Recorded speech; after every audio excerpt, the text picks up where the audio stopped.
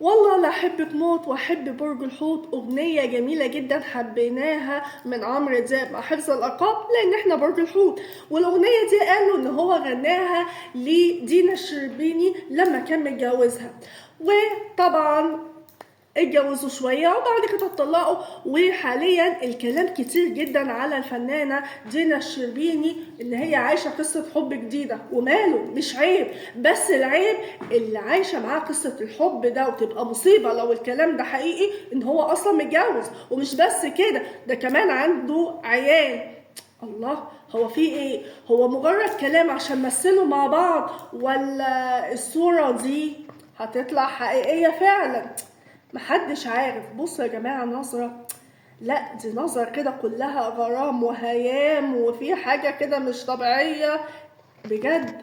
الكلام ده لو طلع حقيقي مش هيبقى، لان في ناس يقولك لا ده بروباجندا كده ودعاية للشغل اللي هو بيمثلوه مع بعض، بس لو حقيقة فعلا هتبقى كارثة. وصدقوني دينا الشربيني هتفقد كتير جدا من جمهورها، وهو ذات نفسه هيفقد كتير جدا من جمهوره، لان طلعت واحدة وقالت ان دينا الشربيني عايشة حاليا قصة حب مع الفنان الفلاني ابن الفنان الفلاني.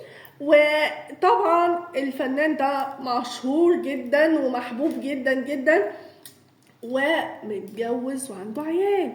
وهي بتقول ان مش دينا الشربيني ده اللي بتقول الخبر ده عليهم، يعني ان مراته اصلا عرفت ومش عارفه تعمل ايه بجد، ولا احنا عارفين نعمل ايه. احنا قاعدين منتظرين، هنستنظر ونشوف الخبر ده هل هو حقيقه ام مجرد دعايه لشغلهم اللي اشتغلوه واللي ممكن يشتغلوه في الواقع. لان خصوصا بيقولوا ان هم عايشين قصه الحب من ساعه ما اشتغلوا مع بعض، وبقالها فتره كده شويتين 3 4. بجد لو الخبر ده حقيقي هتبقى كارثه، وهما الاتنين هيخسروا جمهورهم، لان هما الاتنين محبوبين. دينا الشربيني بنوته عسله جميله دمها خفيف والناس حباها بالكاركتر بتاعها دوت.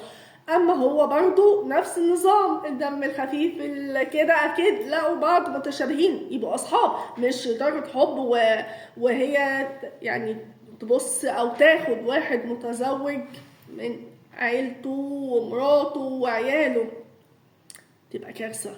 هيخسروا كتير جدا، ومحبة الناس هتتحول لهجوم. اعقلي يا دودو، واعقل انت كمان، ويا رب الخبر ده يبقى اشاعة وبس. انا بقى عايزه اسالكم، هل تعتقدوا الخبر ده صحيح؟ وانتوا عارفين انا اصلا بتكلم على مين؟ لو عارفين تكتبوا لي تحت في التعليقات، وتكتبوا لي برضه بعد ما تكتبوا اسمه، هل تعتقدوا الخبر ده صحيح ولا مجرد اشاعه واو واو حلوه دي، او دعايه؟ منتظر ردكم تحت في التعليقات. سلام. بس قبل ما اقول سلام انا عايزه اسال سؤال، هو ليه اي حد بيمثل مع بعض او كده بيبقى في الغالب ان هما مثلا بيحبوا بعض وممكن يتجوزوا ويبقى يتحول الشغل لحب؟ ده كده بعد كل الممثلين هيتجوزوا بعض بعد كده؟ بجد مش فاهمه.